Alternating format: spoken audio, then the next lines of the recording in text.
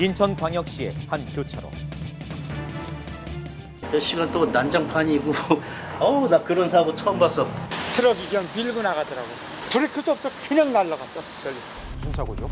오, 정말로 흰색 트럭이 승용차를 그대로 밀고 질주합니다. 아니 어떻게 이런 일이 일어난 걸까요?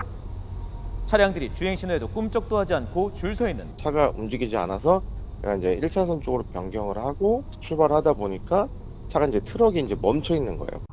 이 차 뭐지? 졸음운전인가? 뭐 일을 하시나 차 안에서 그렇게 생각을 하고 쭉 갔어요.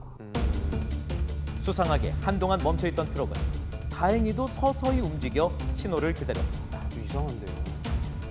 그런데 공사 현장 같아서 뭐가 막 자재 같은 게 떨어지는 소리가 들리는 거예요. 가만히 있었는데 좀 가까워지는 거예요, 소리가. 조금 전 수상했던 트럭이 승용차를 그대로 밀고 교차로를 향해서 질주했습니다. 맞았군요. 빨간불인데. 정차해 있던 승용차를 들이받고 그대로 세게. 밀고 가버린 건데요. 연달아 주행하던 버스까지 들이받고 말았습니다. 큰 사고네요. 흰색 트럭은 차량 4대를 연달아 들이받은 후 아이고. 지하철역 승강기 진로에 부딪혀 겨우 멈춰섰습니다. 퇴근 시간 일어났던 이 사고로 무려 20여 명이 부상을 입었는데 심지어 사고를 낸 흰색 트럭 운전자는 무보험 상태였다고 합니다. 왜 그랬대요? 이번 사고는 다수 피해자가 발생된 교통사고인데요. 심지어 무보험이기 때문에 막대한 손해에 대해서 그 가해자가 고스란히 따내야 되고 변제하지 못하면 피해자도 피해보험 못 받는 문제가 발생되는 것입니다. 따라서 보험가입만큼은 꼭 하셔야 됩니다. 운전자의 의무를 다하지 않은 한 사람이 다수의 억울한 피해자를 낳았습니다. 뼈대만 남아있는 건물. 내부는 완전 아수라장이 됩니다. 도대체 이곳에서 무슨 일이 일어났던 것일까요? 저 멀리서 검은 연기가 피어오릅니다. 멀리서부터 이제 검은 연기랑 크게 비추더라고요. 그래서 이거는 좀 크게는 좀 위험할 수도 있겠다. 불길은 벌써 지붕까지 번져 있었는데요.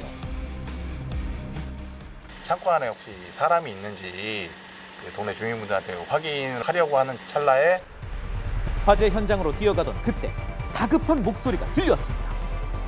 2층 창문 쪽에서 이제 살려달라는 소리가 들려가지고 본능적으로 뛰어간 것 같아요. 그죠?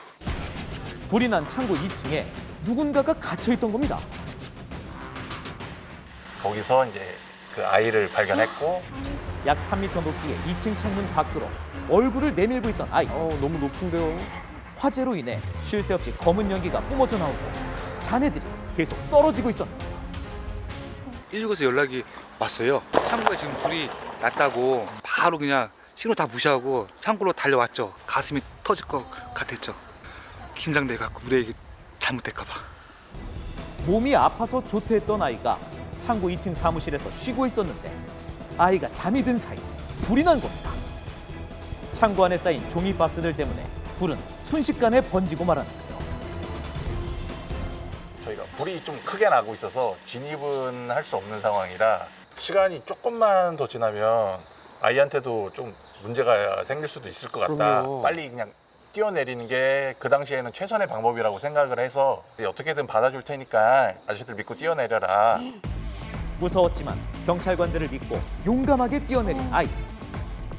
다행히 다치지 않고 무사히 구조됐습니다. 너무 다행이네요. 아이가 그래도 다행히 특별한 이상은 없어 보이더라고요. 안 다쳐서 천만 다행이다라고 그 생각했고 장비 40대와 92명의 인원이 동원됐던 화재 현장. 불은 약 2시간 반이 지나서야 완전히 꺼졌습니다. 이렇게 고생하시는 거 제가 제 눈앞에서 처음 봤는데요. 너무너무 감사하고 고맙고 말로 표현할 수가 없이 너무너무 감사합니다. 조금만 늦었어도 정말 위험했을 상황. 경찰관의 빠른 판단으로 아이를 구할 수 있었습니다. 도로 한편에 처참하게 부서진 차량들이 서 있습니다. 내부는 완전 난장판이었는데요. 무슨 일이 있었던 걸까요? 이곳은 대전광역시의 한 사거리. 소리가 좀 엄청나게 컸어요. 가스 터진 줄 알았어요. 아니 가고 있는데 옆에 와서 때리는 거 무슨 수로 피해. 한 차량이 직진하고 있는데 갑자기 들이받쳤습니다. 뭐예요? 화물차가 사고 충격으로 회전하면서 박스들이 도로 위로 나뒹굴었는데 천천히 주행하던 차량들 사이로 난데없이 검은색 승용차가 돌진해 와서 차량 세 대를 연달아 들이받았던 것이고 예측도 할 수 없고. 여기서 신호 받아서 간 사람들이잖아요. 그 사람들은 사고 난 게 억울한 거죠. 신호에 맞춰서 서서히 출발한 화물차.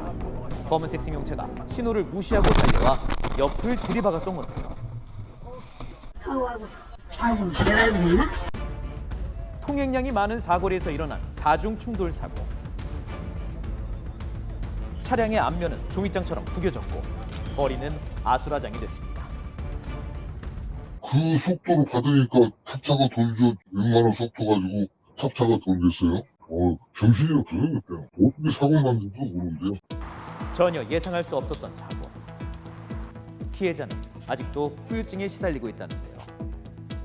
자다가도 깜빡깜빡해요. 그리고 차 타는 것도 약간 노이로제는 있더라고. 심일반을 했을 때 깜빡 졸았는지 운전전을 했는지 그건 아무도 모르잖아요. 사고를 낸 운전자는 저혈당 쇼크로 갑자기 의식을 잃었던 것으로 추정됩니다. 의식도 없었고 통증을 줘도 반응이 없으셨던 상태였거든요. 중증 외상에 해당되는 상태여가지고 마스크로 해서 산소 주면서 이송했었습니다. 운전 중 저혈당 쇼크가 발생한다면 큰 사고가 날 위험이 있는데요. 혈당이 정상 혈당 이하로 매우 낮아지게 되면 두통이나 몽롱한 상태가 나타날 수 있고요. 시야가 흐려지거나 사물이 두 개로 보이는 현상이 나타날 수도 있습니다. 당뇨를 앓고 있는 분이 저혈당 증상이 나타나면 잠시 갓길에 차를 세우시고 사탕이나 과일 주스, 과자와 같은 당분을 즉시 섭취하시는 게 좋습니다. 누구에게나 갑자기 일어날 수 있는 사고. 나뿐만 아니라 다른 사람들까지도 다칠 수 있습니다. 가게 앞에 서 있는 두 여성. 갑자기 누군가가 달려듭니다. 손에 뭔가를 들고 위협하는데요. 옆에서 말려보지만 멈추지 않는 남성. 이곳에서 무슨 일이 있었던 걸까요? 아직도 그날을 생생하게 기억한다는 목격자를 만나봤습니다. 난 너무 무서웠어 그날. 망치 때리니까요. 망치로 사람을. 무서웠어. 한 남성이 등 뒤에 뭔가 숨기고 있습니다. 그가 숨긴 것은 바로 망치였는데요. 이 남성, 인근에서 망치를 주운 뒤 여성에게 달려들었던 겁니다. 도망치는 여성을 향해 계속해서 망치를 휘두르는 남성. 왜 저러죠? 도대체 왜 이러는 건가요? 서로 연인 관계로 만났는지 남자가 다른 남자하고 술 먹는데 화가 나서 왔단 말이야. 끝까지 망치를 빼앗기지 않으려 실랑이를 벌이지만 결국 현장에서 검거됐습니다. 그런데 이 남성 약 2주 전에도 같은 여성을 폭행했었고 이 때문에 경찰이 구속영장을 신청했던 상황이었는데 한 2달 정도 같이 밥도 먹고 술도 먹었으니까요. 근데 이 일 있기 한 일주일 전에 저를 그렇게 따라다니더라고요. 찾아다니고. 저는 그날 충격 때문에 집에 있어도 계속 불안하고 누가 벨만 눌러도 제가 깜짝깜짝 놀래고 정상이 아니죠. 피해 여성은 아직도 그날의 충격으로 고통받고 있는 상황. 이 남성은 어떤 처벌을 받게 될까요?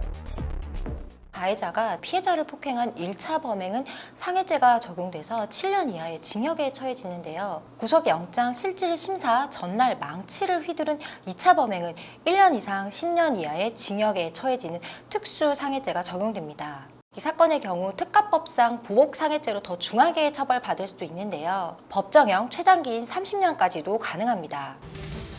또다시 폭행을 저지른 남성. 결국 엄중한 처벌로 그 대가를 치르게 됩니다.